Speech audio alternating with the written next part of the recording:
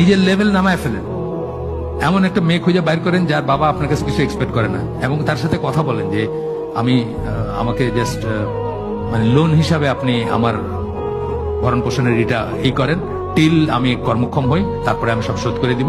আপাতত আমার ওয়াইফ আপনার বাড়িতে থাকুক, আমি তারপরে আলাদা ই করবো। আপনার কাছে যা আমি ফেভার নিচ্ছি সব আমি পে ব্যাক করবো ইন ক্যাশ বা এই হিসাবে করতে পারেন অ্যারেঞ্জমেন্ট। এটা জায়েজ না জায়েজ যে তা না, কি বলেন?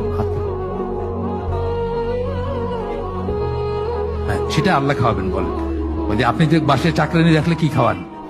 আমি তো বলছি, আমার একটা বইতে বলছি না যে আপনার বাসায় চাকরানি রাখলে একটা প্লেট পড়ে না, আমাদের বাসায় 2টা মহিলা খায়, খাওয়ার কোনো কন্ট্রাক্ট নাই, কিন্তু তারা কাজ কাম করে, রান্না করে, অটোমেটিক্যালি রান্নার পরে খায় যায়।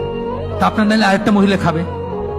মনে করেন বাসায় একটা এক্সট্রা কামের মানুষ রাখছেন, এইভাবে বললেন আব্বারে যে আব্বা মনে করেন যে একটা কাজের মানুষ রাখছেন, একটা প্লেট পড়বে, এই তো, আর কি খাবার, আর কি দরকার।